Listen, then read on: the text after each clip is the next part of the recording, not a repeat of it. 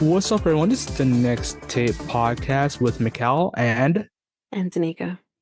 where we have different conversations on different topics. So, what are we talking about today, Tanyka? Because I know there's a few things we'll be talking about today on this episode. Yes, so we're going to be talking about the bald eagles that's kind of appeared in Toronto.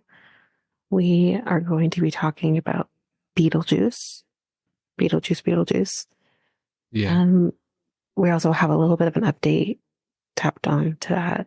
Okay, so, and then we're also going to talk about a woman who was pretending to be a nurse in a old age home. Let's get to it. All right.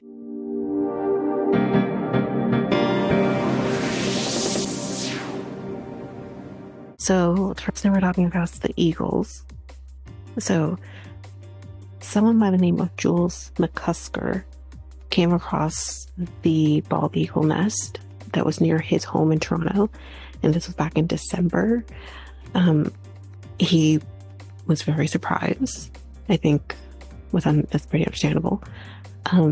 He said, the first thing I thought was that it was impossible. And the reason for his astonishment, he said, was that he hadn't heard of there being a bald eagle nest in Toronto in the last century.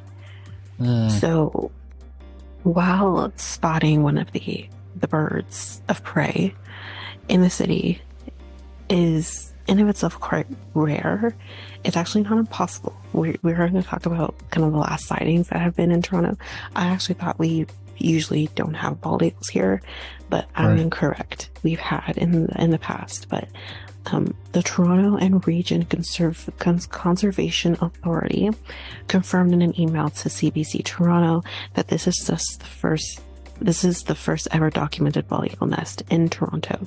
So I don't think we've ever had a nest in Toronto before, but we have had nests in Ontario on a whole quite some time ago, but we have. So McCusker, who was the one who found him, he said it was incredible seeing it. Mind-blowing. It's pretty cool. Experts say it's a significant moment as bald eagles were only removed from the list of at-risk species in Ontario only last year. So that only happened last year. So to see this nest now, a year later, is pretty significant. Interesting. I know. The number of bald eagles in North America, so that includes Canada, America, Mexico too, so all of North America, hit a low point in the 1960s when only a few hundred nesting pairs remained. And this was said by Mikel, who was an environmental planning and conservation expert at the University of Waterloo. So they were actually on the brink of extinction, is what he mentions. So I never knew this. I did not know the American eagle, the bald eagle, was actually close to extinction. I didn't know this. I thought it was still around in America. Well, being on the, it's not extinct, but they were on the risk list because they were potentially going to be extinct if something didn't change. Yeah. So I can't remember exactly what number you need to hit to be considered at risk of extinction, but very low from my understanding. So Drescher says that the resurgence of bald eagle nesting pairs across the continent now estimate in the tens of thousands. So it's largely due to the prohibition of a certain contaminant. I'm going to not even try to pronounce this, but it's DDT. So DDT is the short form of this contaminant. And this contaminant was mainly used as an insecticide, and it was banned in the 1970s. So clearly this contaminant was used to get rid of insects, but ultimately it was also affecting the eagles, and I'll get to how that was happening. So exposure to DDT caused bald eagles to lay brittle eggs that can crack under the weight of the bird.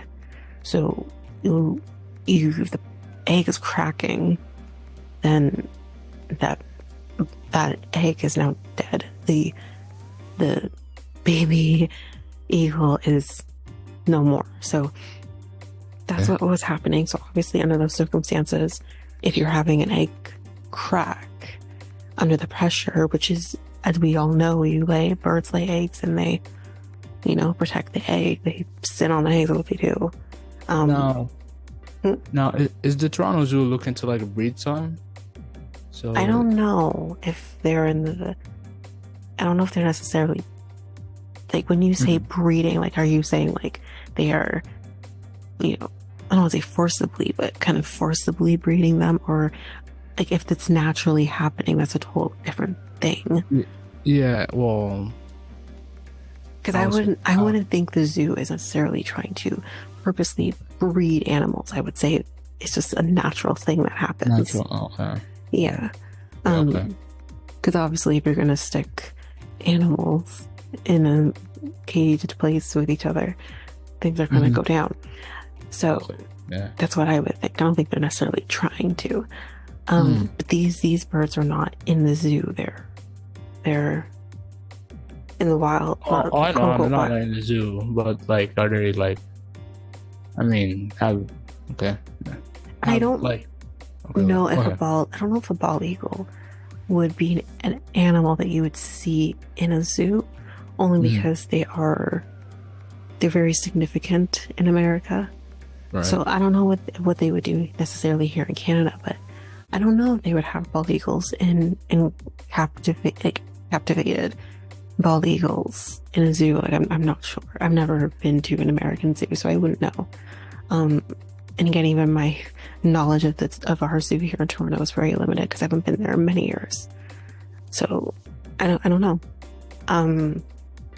But yes, they say that because of the egg is brittle and it's cracking, then obviously we're losing the bald eagle, because eventually their parents are going to pass away and there's no bird, from them. So that's what's happening.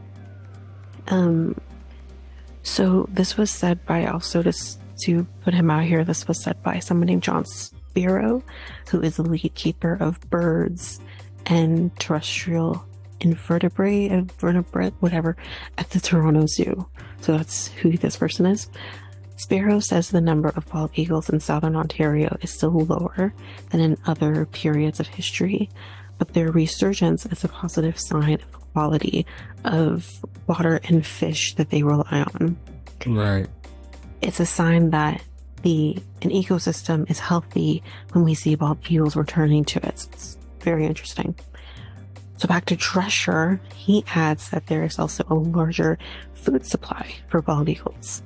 With small mammals, I'm so sorry for the small mammals, but the small mammals and the fish, since eagles are birds of prey, that is what they're going for. Yeah, they like to prey on the... Yes. Yeah. Yes, not all birds are obviously birds of prey, but eagles... like I didn't know the woodpecker likes to eat other birds. What? That's new. Yeah. I never knew that. Yeah. Their beaks are so small. Where are they eating other animals or the birds? Yeah, maybe small birds. Yeah, small birds. Yeah, I didn't know that. I did not know that. I was like, that makes me think a thing or two about Woody the Woodpecker. Yeah, me too. I was like, oh, well, I'm not a fan of Woody Woodpecker anymore because of that. He wasn't trying to eat that wood. He was trying to get some small birds. I don't like it. Yeah, I saw a video and I saw a clip. I was like, I mean, it's been a minute since I've watched Woody the Woodpecker. But no, not Woody the Woodpecker. Oh, I know.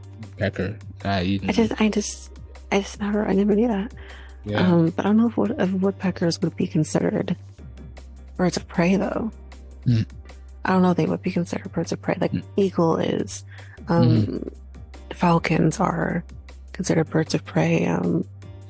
There's another one that was in my mind. Owls. I think certain owls will Right. go after small animals too. I guess they would be considered a bird of prey. Um, Mm. so banal. That's only a few. I'm sure there's more. But there's lots more that are birds of prey. So that's what they tend to go for. So, Hmm. in other words, if y'all have watched The Proposal with Sandra Bullock and Ryan Reynolds, do not leave your small dogs unattended because they will try to snatch your dog. And if you know the movie, you know the same. Anyway, the discovery comes a little over a decade after another pair of bald eagles settled in the Royal Botanical Gardens, Cootes Paradise, which is near Hamilton. 2 years later, the first eaglets hatched on the Canadian shoreline of Lake Ontario in more than 50 years. So they're kind of saying, McCusker, he's come back, the person who found them, that their spiritual significance is enormous. And I'm going to talk about that too, because it's very interesting in terms of their spiritual significance. He adds that it's fairly important in Indigenous communities. So there were actually these eaglets that were hatched 2 years ago, where some people in the Indigenous communities actually witnessed this happen. And the reason that it is really important in Indigenous communities, which I recognize some of the things that were said here, because I'm like, okay, yes, but I just never understood the reason and the meaning behind it. So McCusker has a friend. His name is Duke Redbird, who's an elder from the, I'm going to butcher this, I apologize, Saugeen Ojibwe Nation, I believe. Right. Says the return of the birds to Ontario's shorelines is a good omen, as bald eagles are very sacred to Indigenous communities and represent honor, honesty, charity, and life. He says, quote, "Our community has always loved the bald eagle for its strength and its capacity to represent truth and goodwill." So he says that the eagle feather is the greatest possible honor that someone can bestow upon you. So I thought it was very interesting. He says, let's hope that the little eaglets that are hatched this year from these bald eagles that we've seen can result with just a spread of joy around Toronto, because we need it. Making that happen will require the cooperation of local residents. So it is not mentioned in this article where they are, and I'm going to talk about that too. But people who live in this area, who know where they are, here's what you need to know. So bald eagles are sensitive creatures, particularly during their nesting period. This is said by Afia Gilani, who is a part of the Conservation Authority. She says bird watchers and nature enthusiasts should avoid the area, which again, not mentioned in this article where they are, as to prevent noise and other kinds of disturbances in the area that can negatively affect the eagles during this time. It is crucial to maintain their habitat as it is during a sensitive time, and to prioritize their welfare, especially in the early stages of the nesting process. So they're protecting them because this is an important time to protect them. So no one's going to know where they are.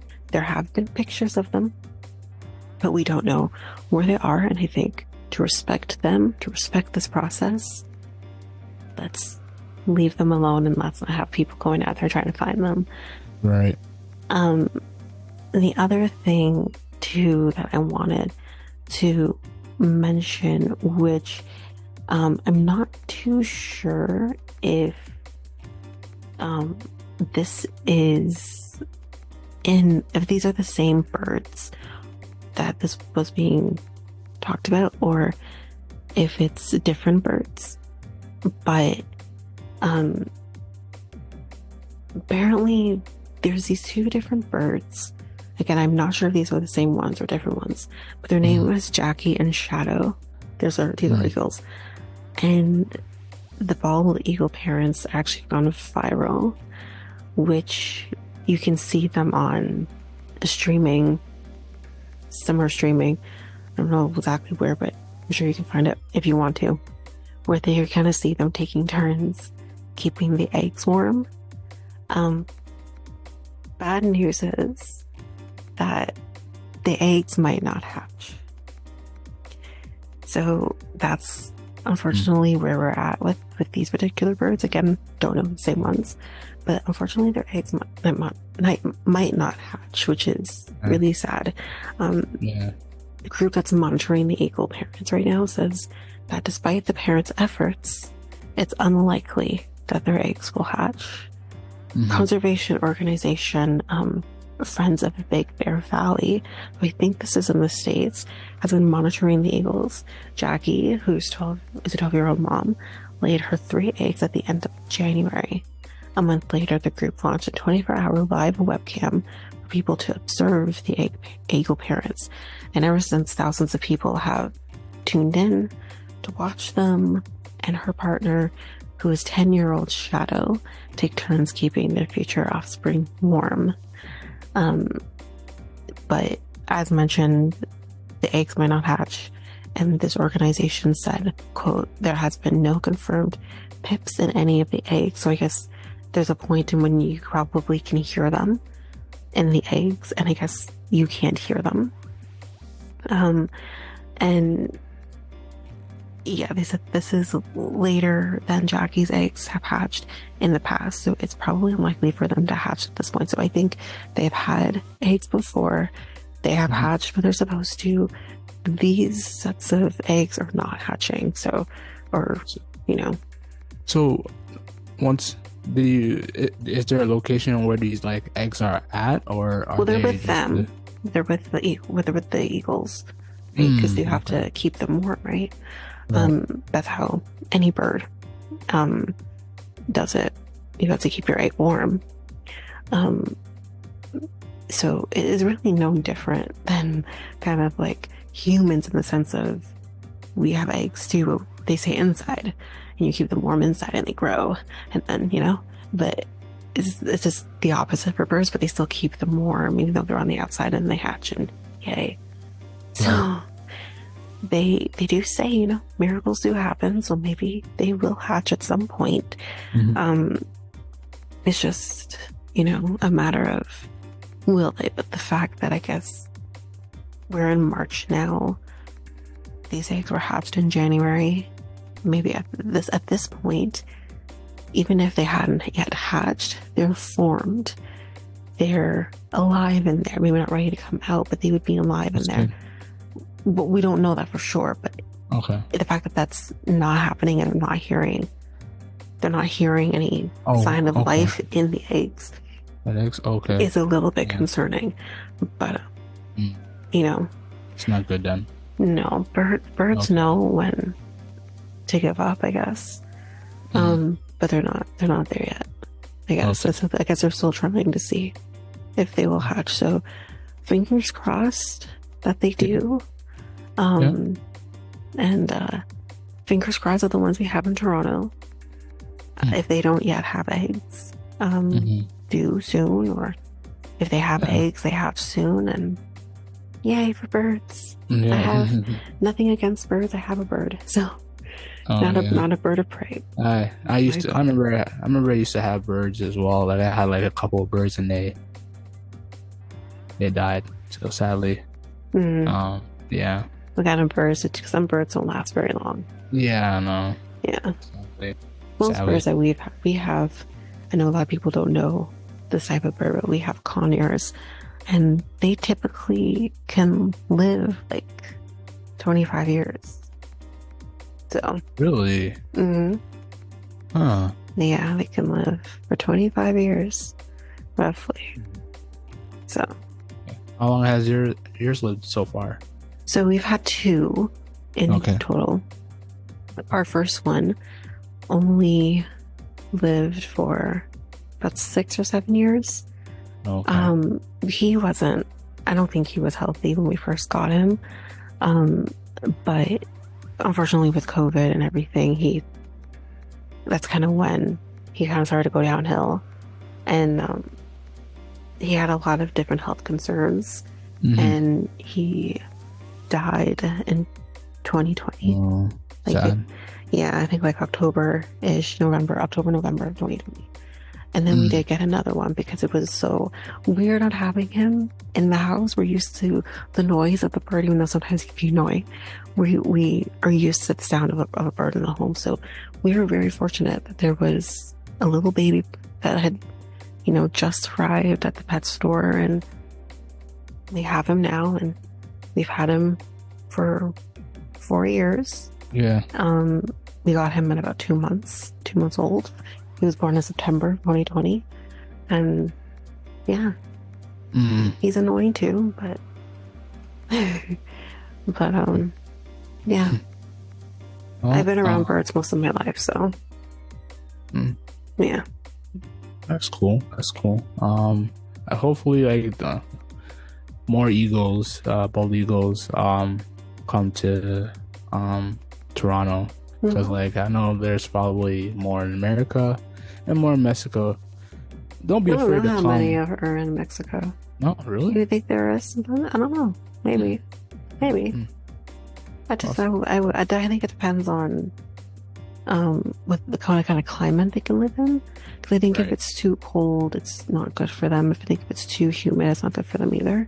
Okay. So yeah, They just like it in the middle then, like yeah, just fine, okay. kind of like Yeah, me. just don't be afraid to come to Canada, Bald Eagles. You're Yeah, invited. Come along, come along, let's go. Come. wow. But yes, that is it on the ball beats.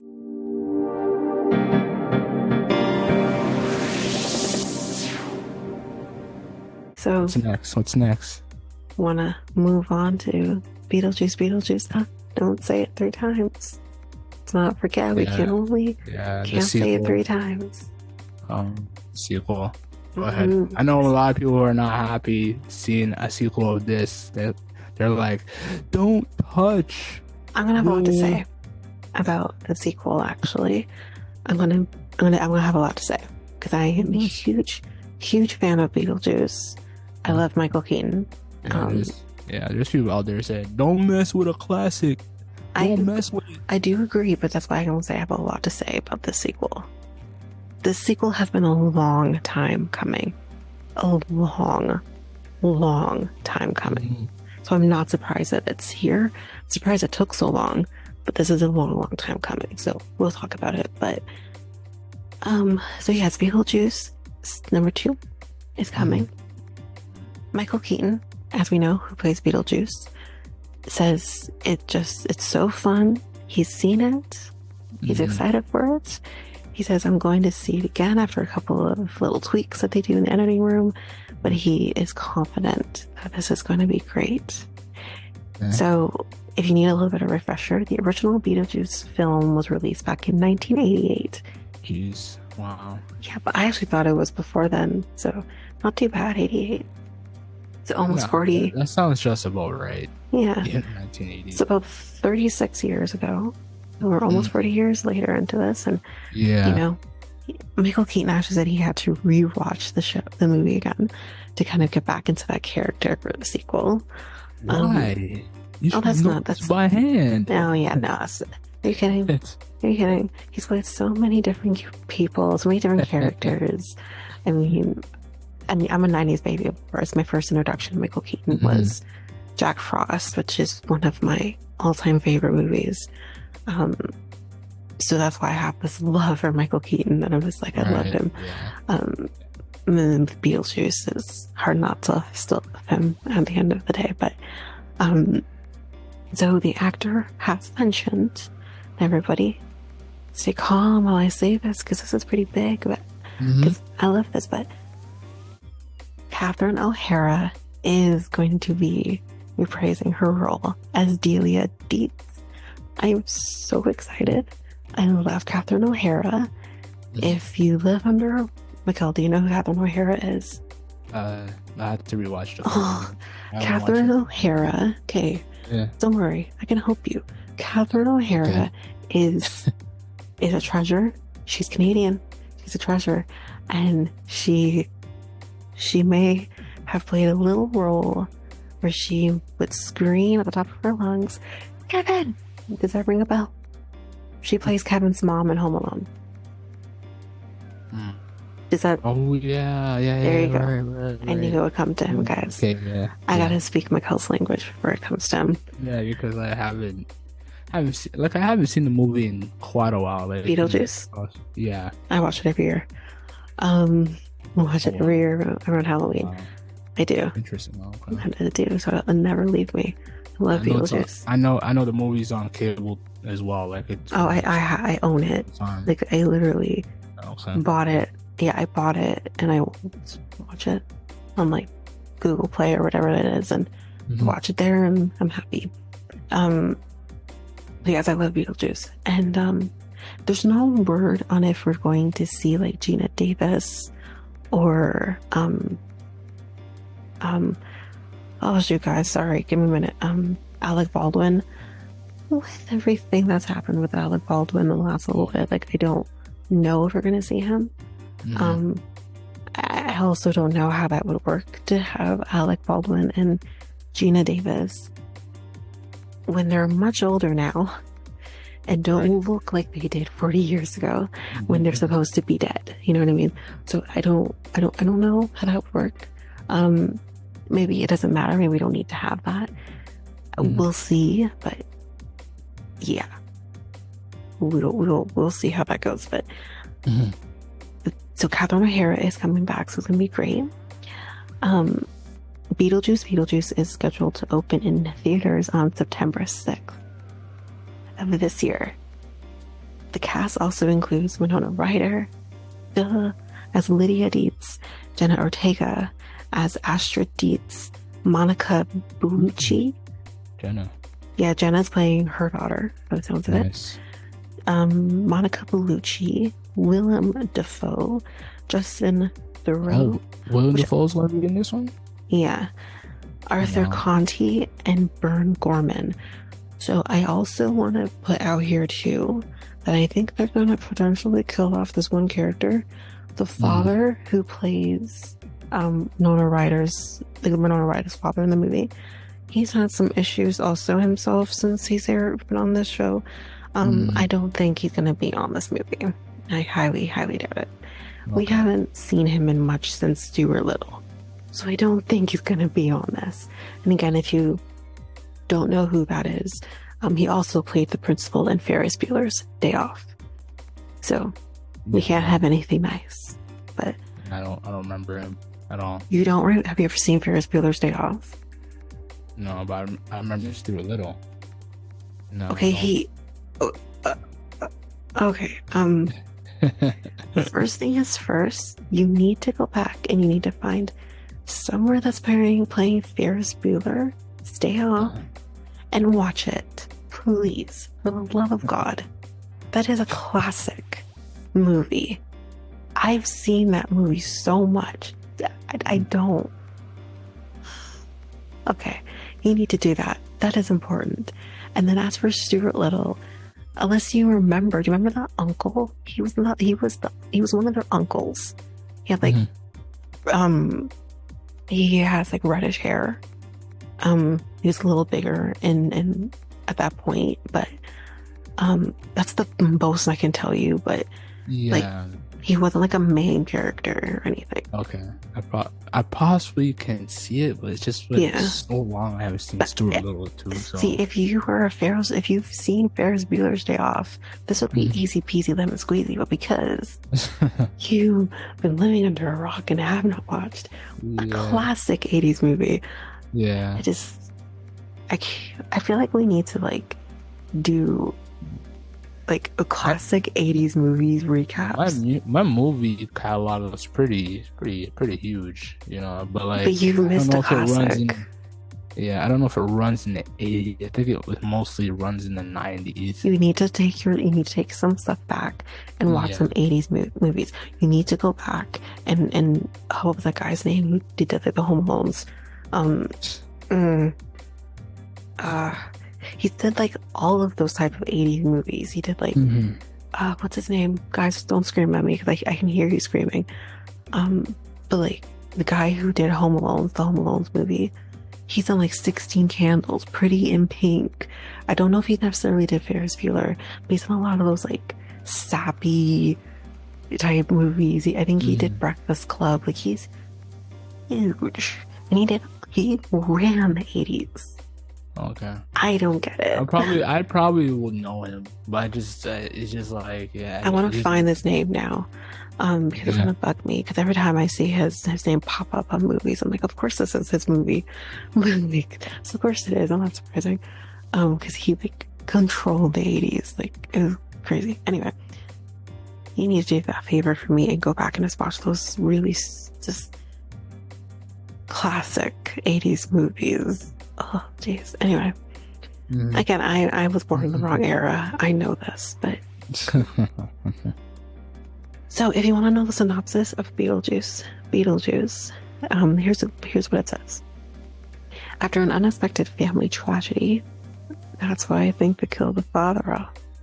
3 generations of the Dietz family return to the small Vermont town of Winter River.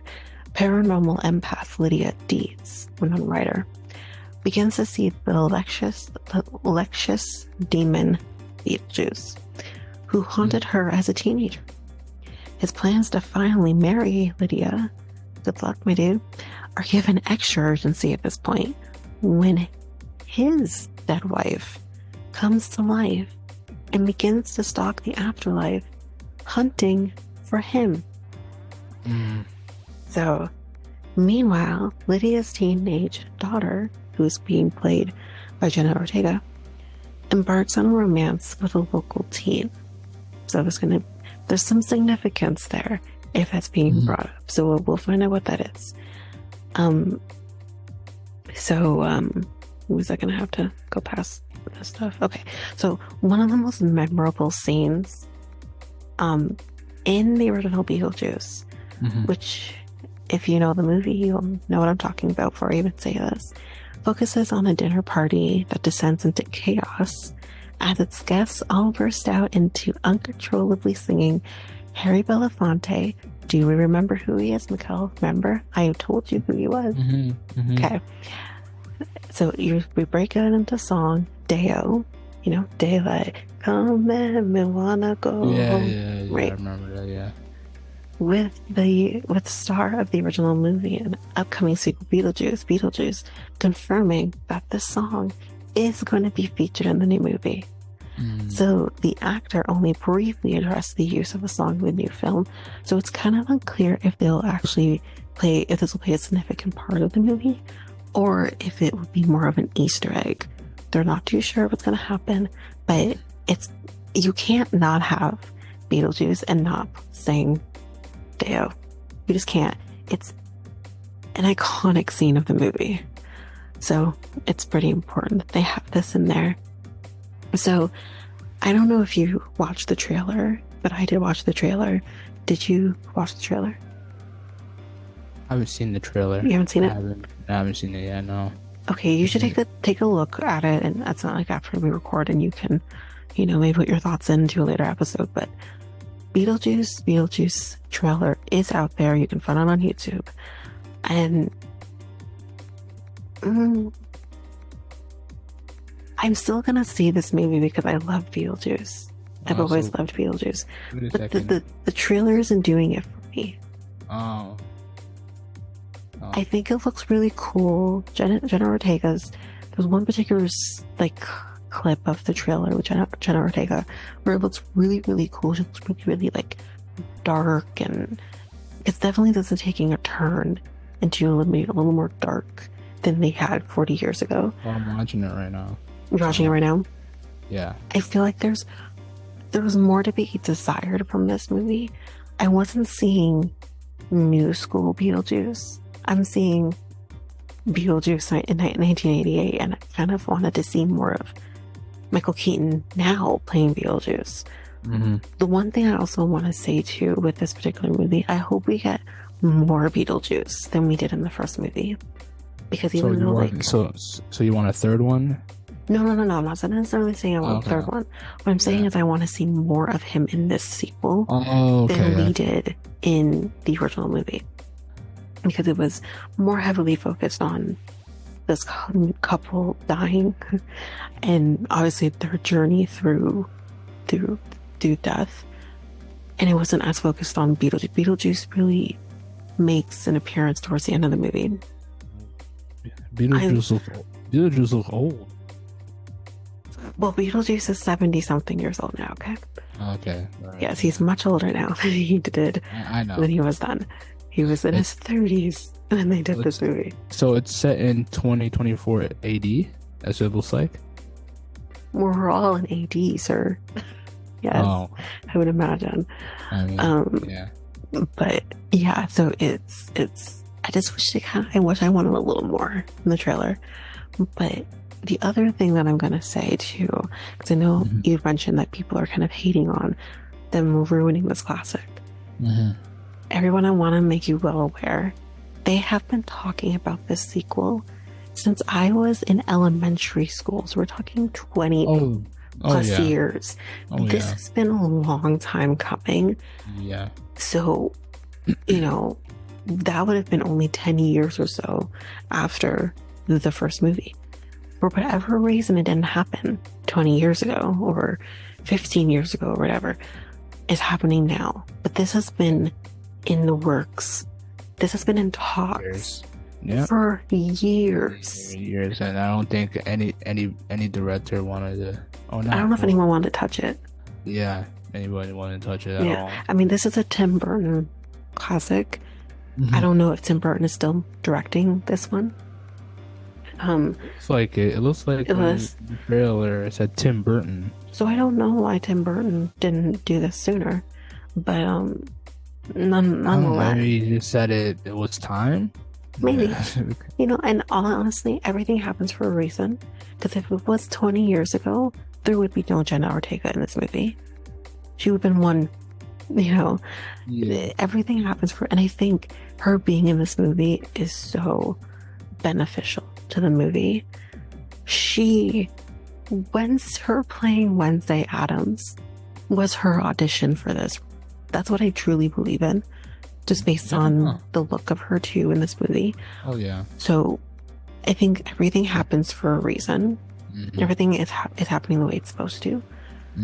So everyone out there complaining about leave the classics alone, this has been in the works for many, many years. I actually thought it wasn't going to happen. I heard rumblings of Beetlejuice happening, like I said, when I was in elementary school, and thinking, oh my god, yes, I'm so excited for that. And then it just never happened. And I'm like, I guess it's not going to happen now. Here I am, 32 years old, being like, it's happening. So yeah, it's finally happening. And I'm so excited. And I will be going to see it in theaters. I will definitely be going to see it. I probably want to just rent it or something like that. You can do that. Definitely we can come back and talk about it, but I definitely want to see it. And I'll support it if I'll rent it, and Yeah, I'm still supporting it. Yeah. Would you be okay with a third one? Like a third Beetlejuice? You can't say Beetlejuice 3 times. That's it. Otherwise, it was him. Okay. I'm going to reserve my answer until I see the movie. Okay. Only because I kind of need to see that movie to kind of be like, yes, it's going to have another one. So right now I can't answer that question. Yeah, just like I hate when movies stop at like 2, to be honest with you. Like, just complete the trilogy. You might as well complete the trilogy. Like the only one Home I would Alone say should have stopped it at 3. At two. I like the third one. I didn't hate the third one. You didn't like you hated the third one? No, I didn't hate the third one. I thought it was funny. I mean, was it the same director? I Did they don't do know the the third same one? director, but it was a different kid, yeah, so it's different people. Hmm. But it was still funny and still held like that whole thing um of being home alone and protecting the home. Hmm. It's fucking hilarious, that movie. The third movie. It's funny. I haven't seen it. Then you I can't haven't seen talk it. about it until you've seen it. You can't. Still. You can't. Mm. We were young when that movie came out too. I remember seeing that in the theaters with my grandmother when I was like, I don't know, 10, 11. So I was still young enough to appreciate the third movie, Hmm. but then it should have ended after that. And it didn't, because everything else after that really sucks. Yeah, because it still has the funniness and the violence to it and all of that. Hmm. It was, to me, I enjoy the third. The third one holds a special place in my heart. Obviously, I don't watch it religiously like I do the first and second one. I'm always gonna watch those two. Those are my favorites. But the third one Right. is funny. Mm. Second one personally is my favorite though. Always gonna be my favorite. Number True. two. Okay. Um, Okay. but what I'm gonna say about Beetlejuice though, potentially having a third one, Hmm. I can't imagine doing one called Beetlejuice, Beetlejuice, Beetlejuice to end it all. I can see them doing it. You can see them doing it? Hmm. Oh, okay. Will it happen? I don't know. But I can see that happening. And they'd have to do it soon. Because, Yeah. no one else can reprise that role. That is Michael Mhm. Keaton's role, and that is it. Mm. That role ends with him.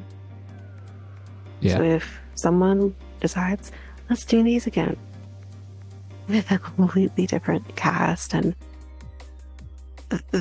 no. Just What no. if they did? What if they do like a fourth one?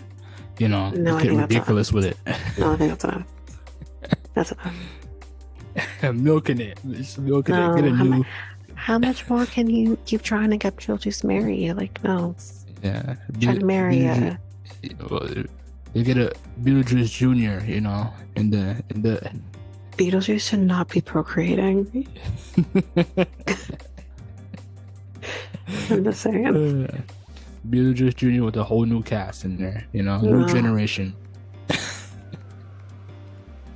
We're talking about movies that don't end, and really and truly should never end. I mean, if Hollywood wants to milk it, there it is. There's your script. example. Yeah, there's your Back- script.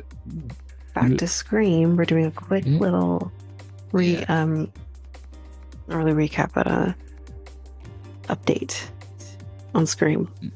So we Okay. talked about Scream a few weeks ago, and the kind of the drama surrounding Scream right now. Yeah. And we did mention about Nev Campbell potentially never coming back due to the issues that went on with the sixth movie. She's coming back. Okay. She has officially announced that she's coming back. She mentions that she is going to be returning for the sequel, and she has been on every one except for the sixth one. I also need to mention she's from Guelph, Ontario, so she's a Canadian, like the rest of us over here. Nice. So she announced on Instagram about a few weeks ago in this article that she was coming back to do the role by sharing a photo of the script for Scream 7. So it's happening, guys. Which she captioned, "I'm so excited to announce this news. Cindy Prescott is coming back." She also added, "It's always been such a blast and an honor to get to play Sydney in the Scream movies. My appreciation for these films and for what they have meant to me has never waned. I'm very happy and proud to say I've been asked in the most respectful way." Y'all, let's go for more money. to bring Cindy back to the screen, and I couldn't be more thrilled.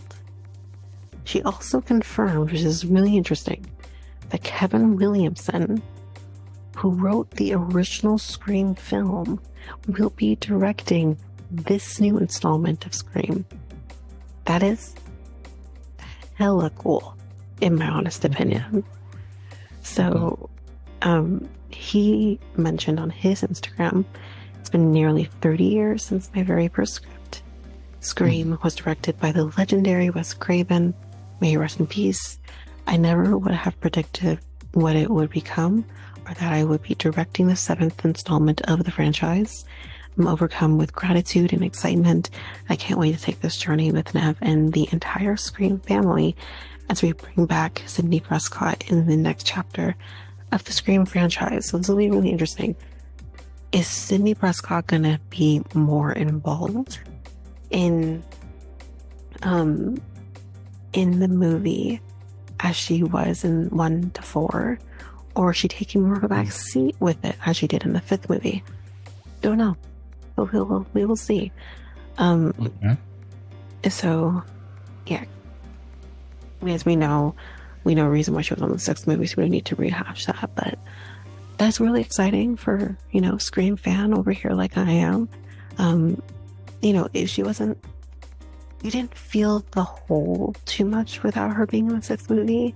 I mean, you felt it. You're always going to feel it because she's been a part of this franchise since 96, like for 30 years. Like, she's a part of this franchise, so you kind of still felt the hole, but they really did a good job with filling that hole with still a memorable face from one of the earlier movies that you honestly, I remember thinking, oh, she lived. Like, I didn't remember that she lived, but it was really memorable to have her there. And at least they did that, so it was something. And obviously Courtney Cox is in all of the movies, so that was really great. But I'm really happy to have her on the 7th movie. So yay. Yeah, I saw a picture of Courtney Cox. I was like, she looks familiar. I'm like, is she from France, or is she I'm talking about someone different? Courtney Cox. You're asking Courtney Cox was on Friends? Yeah. Yes, she was. Oh, okay, yeah, she was. Oh my god, I thought you were in that one. Yeah, no, you're good. Yeah, I thought I missed a bullet there. She looks very different for sure. It is because it's called plastic surgery. She doesn't look like the same person she did on Friends. Understandable. She's older now, so I'm like, that too. But if you look at I'm just gonna say this right now. If you looked at everybody else who was on Friends, including the late great Matthew Perry, they all still looked the same, and they still do look the same as they did, especially Jennifer Aniston, and even David Schwimmer as well. Courtney Cox is she did too much, but you know what? To each their own. If she's happy with how she looks, that is all that matters. So, yeah. Okay. All right. Yeah. Okay. That's cool.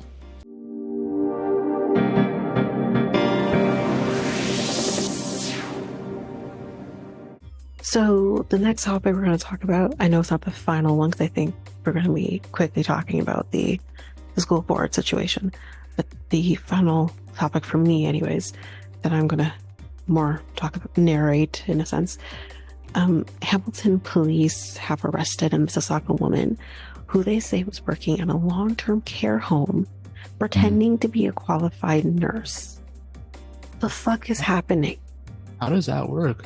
Don't you trust me, it works, and it happens all the time.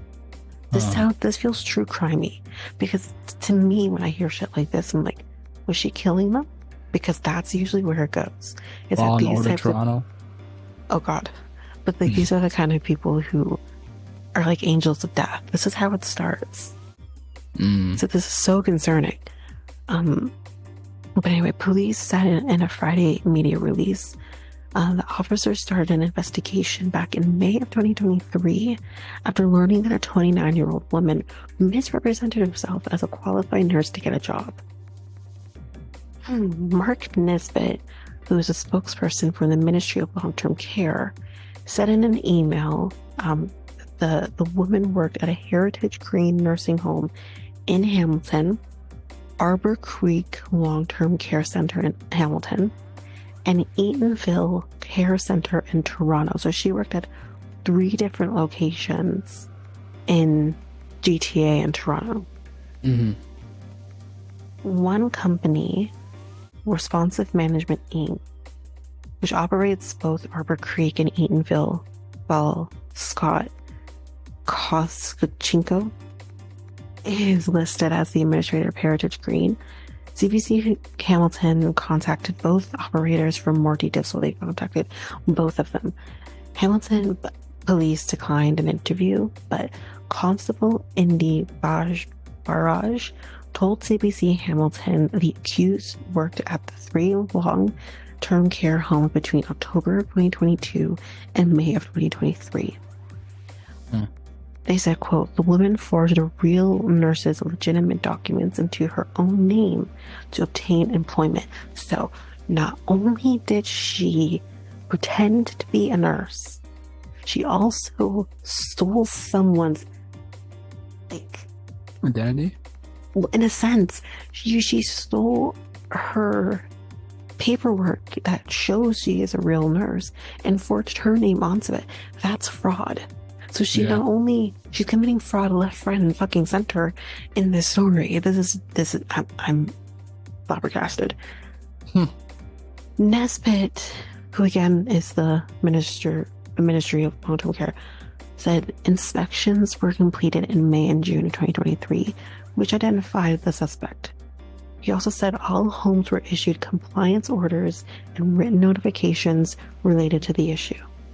The orders have been complied with, though, so they've been complied with. So we're good there. The woman is charged with fraud over $5,000, false pretense over $5,000, and 4 counts of used forged documents. Police say she has been released from custody with a future court date, so she's not a flight risk. Because I don't know, stuff like this concerns me because I want to know what her motive was. That's the part that gets to me. What was your motive for doing this? Yeah. It feels seems dark to me. Yeah, crazy and dark and gross. Exactly. And that's my biggest concern. Because, like, why did you do this? Anyway, the service also said it is still investigating and has contacted the province and the College of Nurses of Ontario. I don't know what that's going to do when she wasn't actually a nurse. But anyways, CBC Hamilton contacted the College of Nurses of Ontario for more details. But as of late Friday afternoon, which this would have been maybe a couple weeks ago, it did not provide any details or anything. Because the thing is that I want to say here, like, I understand going to them, but they're not really responsible in any sense of this situation. She forged her information on top of someone else's legitimate licensing to be a nurse. Like, this isn't, I mean, it's not right. Yes, unless these long-term care homes contacted the College of Nurses to get any sort of background or confirming this person's a nurse, then that might be on them for sure. Because they should look at their database and be like, well, she's not a nurse. Like that, would, you know. But if that didn't happen, then it's not really their responsibility to comment on that situation. Was there any surveillance in the hospital or in the... But surveillance isn't going to do anything if they believe she was a real nurse. All it's going to confirm is that she was there pretending to be a nurse. At that time, they didn't know that at the time, that she was pretending to be a nurse.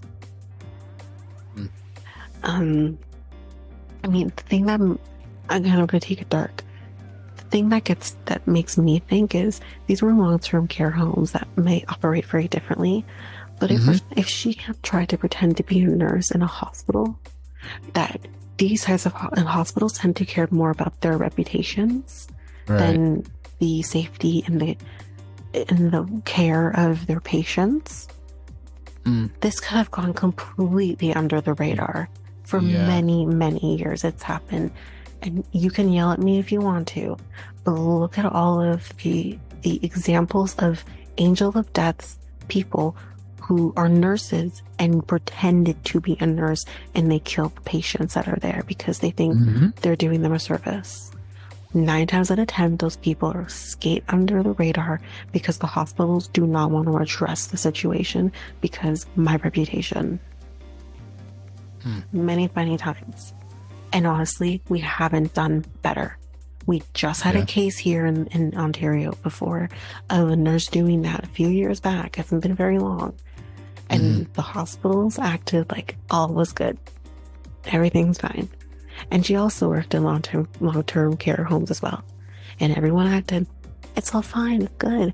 And I can't remember if she was a legitimate nurse. But even if you are a legitimate nurse and most of your patients are dying in your care, that's something that they are well aware of and ignore until the police come knocking on their door.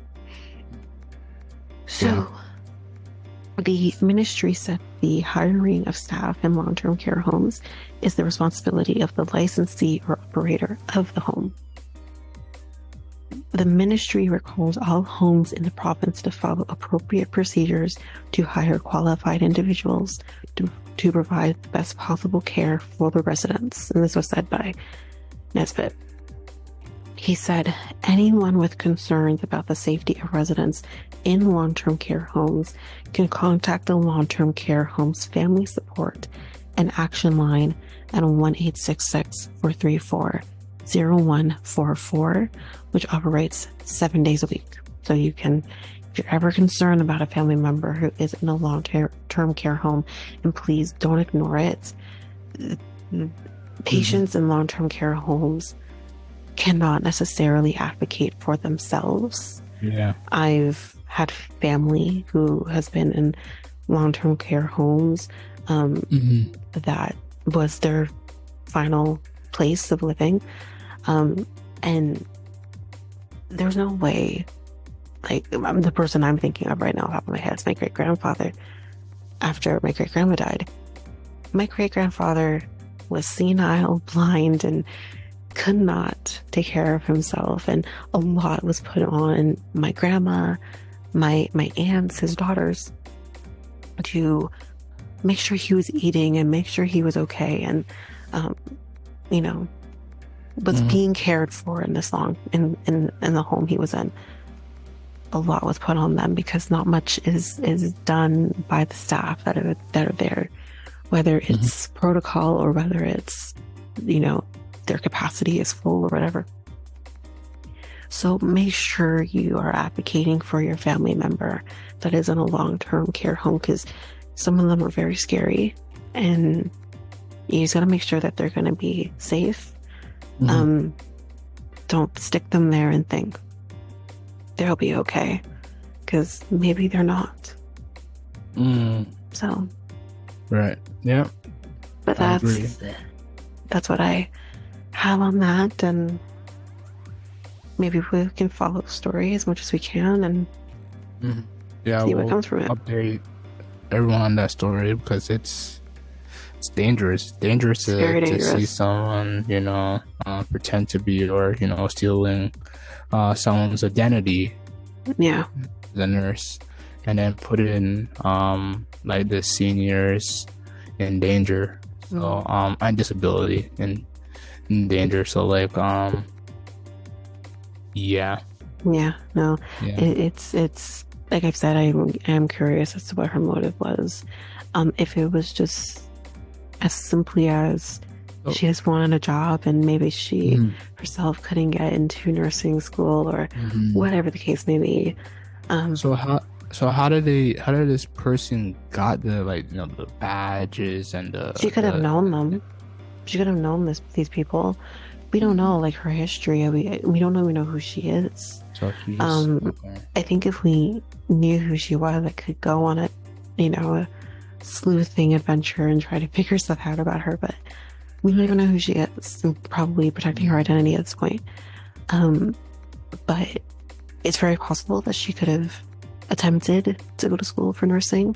Maybe she wasn't getting good grades. Maybe she was, on academic probation. We don't know the situation that could have happened with her, and how she would have known this person, who she got the license from and whatever.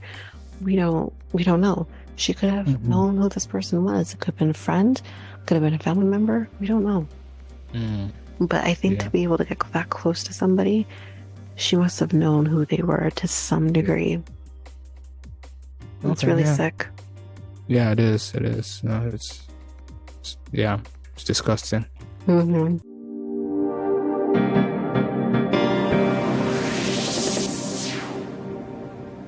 Okay. All right. We got one more thing, and Mikel's gonna take the reign on. Yeah, I have one more thing. I think we just gotta make this a little short here or there. So the school board is suing TikTok, Snapchat, and Meta. So if you guys don't know what Meta is, it's Facebook. Instagram. Yeah, basically Facebook. That's basically covering like all of the major social media things right now. And that covers Threads too, so there you go. If people are using Threads or whatever. Yeah, Threads. What about Twitter? Twitter's not on. I guess they don't want to take on. No, I don't think Twitter. I think it's just TikTok. We are not taking on Elon Musk. That's basically what they said. Yeah, basically. We'll take on Zuck. It's fine. Yeah. Yeah, so it's TikTok, Snapchat, and Meta, basically. So 4 Ontario school boards are suing the makers of Facebook, Instagram, Snapchat, and TikTok for $4.5 billion. $4.5 billion. That's nuts. Yeah, alleging the way they design their apps has negatively rewired the way children think. I mean, yes, and what do you think so?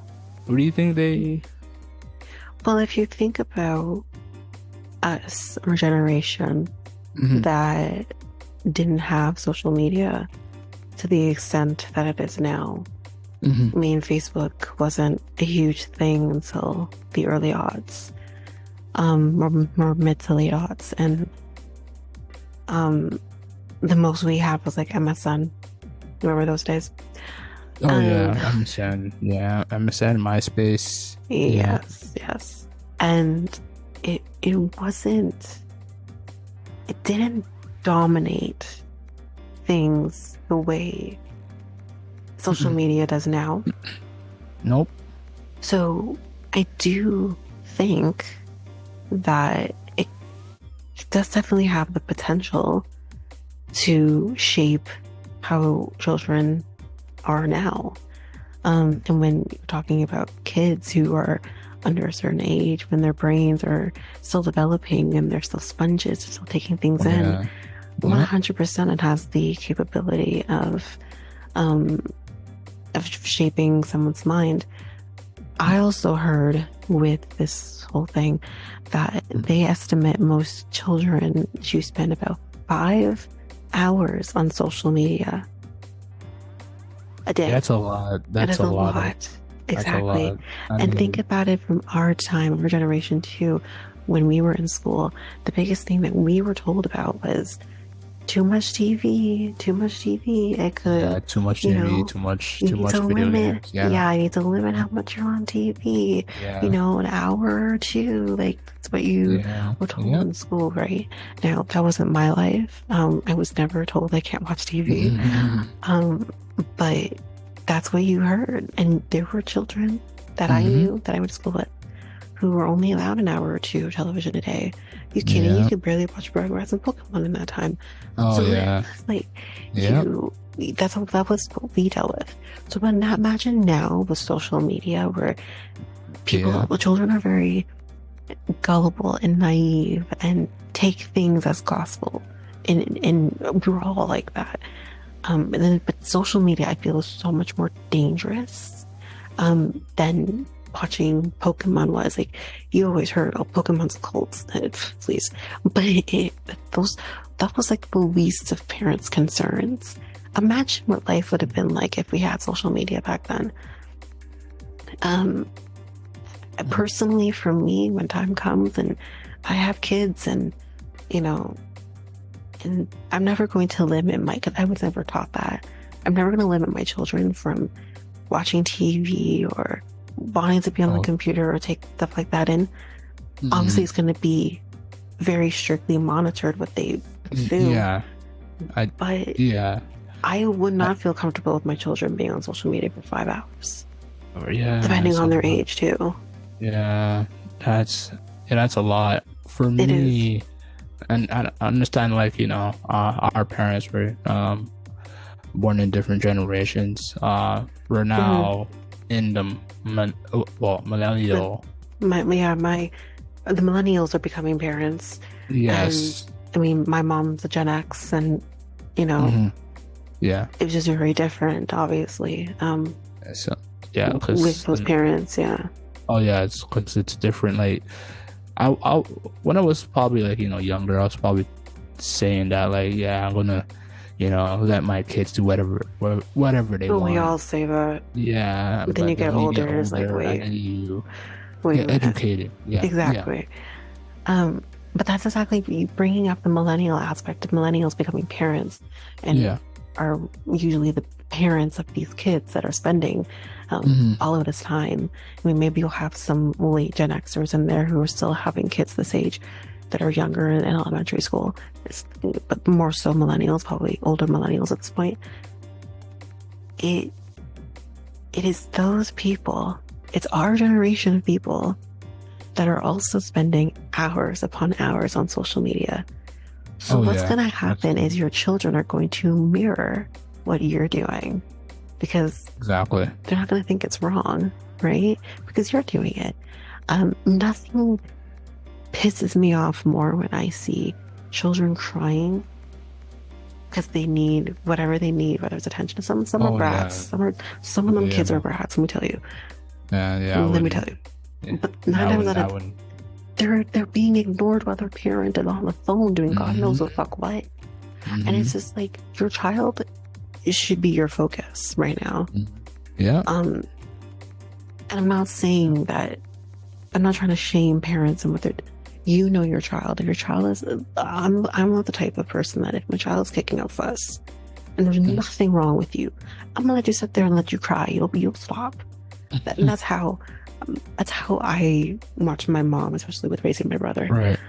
Hmm. Um, but I'm also a believer of when you're on a train with other people, you know, maybe to come off your fucking phone and look at your fucking kid. Because 9 times out of 10, they're 100%. crying because they want your attention. So those children are mirroring what you're doing. Now, the other Yep. thing I want to mention here, though, is how do the teachers and the school board have the right to file a, an action like this against the social media big, big people here? I wouldn't, to me, wouldn't that fall on the parents? Because my biggest thing as a person who works in the legal industry is what is your reason for filing this? What is in, like, I want to know what is in the statement of claim that you are putting in your, which 9 times out of 10 statements of claims are very boilerplate documents for the most part. But what is in So your statement of claim that is the reason for you bringing this action because against them? I think I've seen here that it says it promotes, like, cyberbullying, harassment, Mm, hate speech, and mm, misinformation, okay. and it have a part in, physical Misinformation, I violence. Yeah. understand. All of that I understand. But my question is how does the teachers or slash school board, Hmm. how are they the ones that are coming after Meta, Snapchat, TikTok? How are they the ones that are allowed to come after them? Wouldn't it not be the parents? to come after them to say you're spreading this information. And then that's the other thing too. If you're going to bring a claim to this magnitude, like I'm not saying they should do this, but if you're going to bring a claim to this magnitude against Meta, Snapchat, TikTok, wouldn't you also come after the parents that are also allowing their children to be Right. on social media for 5 hours a day on average? And that's an Yeah. average number. There are probably some who are less, some that are more. So isn't that kind of falling on the parent, Yeah. allowing that to happen? It should fall on the parent. 100%. I do agree with you. And I'm gonna before you say more, I'm gonna turn around as well. And I think this last point I'll have. But, I'm gonna turn around a lot as well. When we again were in school, we were not allowed to have a cell phone even Yes. be seen in a classroom. If your cell Yes. phone was seen in a classroom, chances were your cell phone was being taken away from you. That applied in elementary school, that applied in high school. Yeah. You were not Confiscated. yes. Yeah. And 9 times out of 10, like, I think one time someone tried to take my cell phone from me, and my mother said, "Don't you give your cell phone to nobody. That's my cell phone that I paid for." And I remember someone tried to take my phone from me, and I said, "No, I'm not giving you my phone. You got a problem? Talk to my mom." That's the whole thing. But the whole thing about it is we were not allowed to have our phones out in elementary or high school. And we're talking, for me, I graduated high school in 2009. So was that reality. Why all of a sudden, and this is not a new thing, this happened with my brother too, and he's been, in college now he's in his last year of college now. So we're talking, this has been for the past 15 or so years now, where it's okay to have your cell phone in class because you can use it as a tool for school. You Yes. can have a laptop because it's a tool for school or whatever. You can have iPad, same thing, because it can be used for tools for school, which is all fine and good. But then why aren't you, teachers, monitoring what the children are looking at during school hours? And as for cyberbullying and hate speech and all of this, these are things that were happening long before social media was a thing. Yes, it can exacerbate this problem, but this has been going on for years. Hate speech or bullying in general, cyberbullying has been a thing since we were in school too, because MSN, for example, people bully people on MSN. This has been going on for many, many years. Yep. So why is it now that you're saying it's a huge problem? So let's sue them. I guess because it's more, I would say, visible now compared to what it was like years, or 20 years ago, or 30 years ago. So, yeah. I'm not in hindsight, in the grand scheme of things, I'm not hating on this. I think this does need to be addressed, but the problem is that this is a huge conglomerate of people who are on social media that are the problem. So are you going to sue each individual influencer or a person who has an account that has videos and stuff like that? Are you going to sue each and every single person? Because those are the people that are the problem. It's not necessarily a social media platform. And stuff like, especially Facebook, you get sucked if you spew any sort of hate on any type of thing that you could potentially get yourself in Facebook jail. I don't know how it is on Instagram, but they have put in tools to help with those things. So I don't know what more they expect Facebook or Meta on a whole to fix that they haven't done already. They're very strict. Yeah, they are. Now, I can't speak on Snapchat and TikTok, but TikTok is pretty serious too. Yeah, TikTok Actually, is strict. Yeah, TikTok is pretty serious too, because one of my favorite podcasters that I listen to, Reality Gaze, they've just gotten banned on TikTok for something, saying some kind of hate speech that wasn't directed at anyone in particular, but it was still nonetheless hate speech, and they got banned. They've been banned for a month. And at this point, they're not getting their account back. They basically have to start fresh if they want to do TikTok again. So Crazy. Yep. TikTok is very, very strict. So again, can't speak on Snapchat because I don't have a lot of experience with Snapchat, but Hmm. you know, a lot of these social media platforms are doing everything they can to deal with that hate and the bullying and whatever Hmm. else. The issue is not them. The issue are the people who are putting shit out there.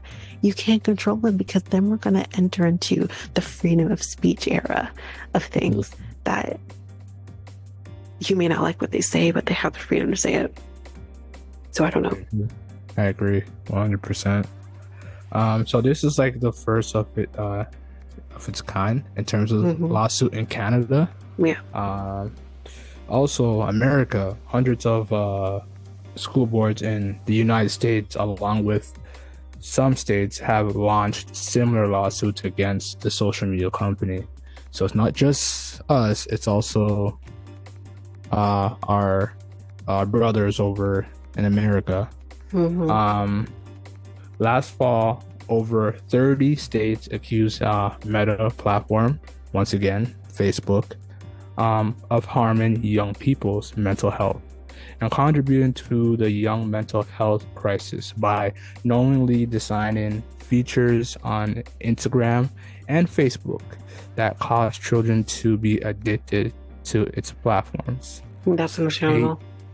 Hmm? That's understandable in terms of them getting addicted to it, yeah. Yeah. A spokesperson for TikTok said the app has industry-leading safeguards, which is what you said. They're strict, very strict when it comes to. I noticed that TikTok is getting stricter with limited like children on the app as well. So like I think they have a feature. I think they have a feature for under 13-year-olds on how long that's supposed to be on the app. I think so. Yeah, I think you're right about that. Yeah. So, once I said safeguards, including parental control, and an automatic 60 minutes screen time limit for users under 18. Basically, just what I said. Well, under 13, but same thing.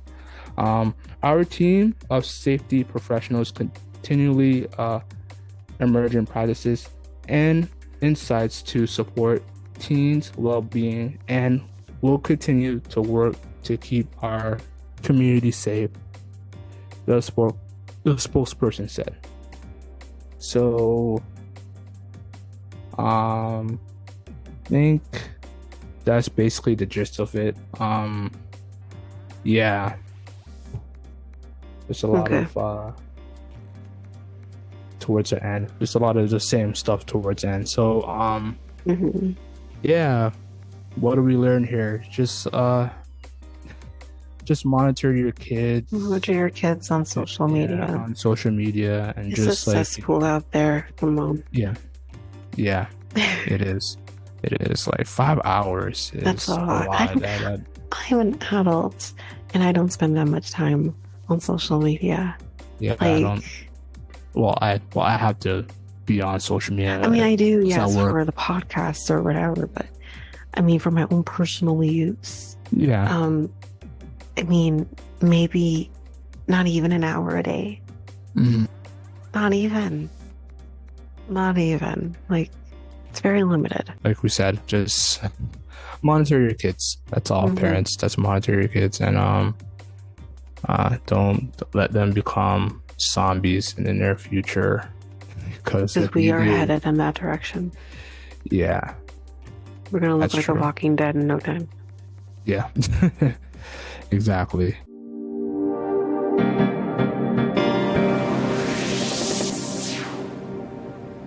All right, so this ends this episode of the Next Tape podcast. The Next Tape podcast is available now on all podcast platforms. We also have a website called solo.to/nexttape podcast. Where else are we at, Tanyka? We're on Facebook and Instagram at Next Tape Podcast, and Twitter and TikTok at Next Tape Pod. Limit your time of how much you're on this platform. Yeah, exactly. Also, we have a contact email. So email us at mikeltanika@gmail.com. That is mikeltanika@gmail.com. So we talked about a lot of things in this episode. We Yeah. talked about You want me to run through it? yeah, run through it. We talked about the bald eagles. We talked about Okay. Beetlejuice, Yes. as well as an update on the Scream 7 movie. Yep. We also talked about the really sick, quote unquote, nurse who was in the long term care homes. Mm. And we talked about the case that Ontario school boards are bringing against these major social platforms. Yeah. Yeah. Yeah. That's quite a bit in one episode. So Yeah. hopefully y'all enjoy that. Um, so, um, anything you want to say, Tanika, before we completely end this episode? I don't think so. Um, I think Mhm. that's pretty much it. Pretty much it. Yeah. Yeah. Okay. Oh, I all think when right. people are listening to this, I'll be healing from surgery. And that is about it. That's all I gotta say. Okay. Okay. All right. Okay. So just pray for Tanika for her surgery, everybody. When Yeah. I'll be fine by the time you guys are yeah, listening to this. yeah, yeah. Okay. Hopefully.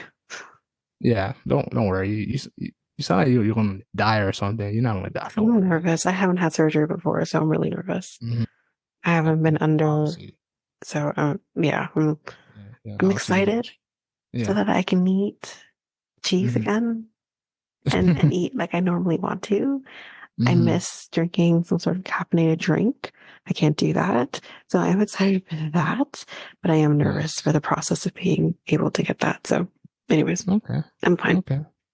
Yeah. Oh, all right. Okay. She's fine, everybody. I'm So, fine. okay. So I'm Mikel, and And I'm Sneeka. we are out until next week. Peace, everybody. Bye.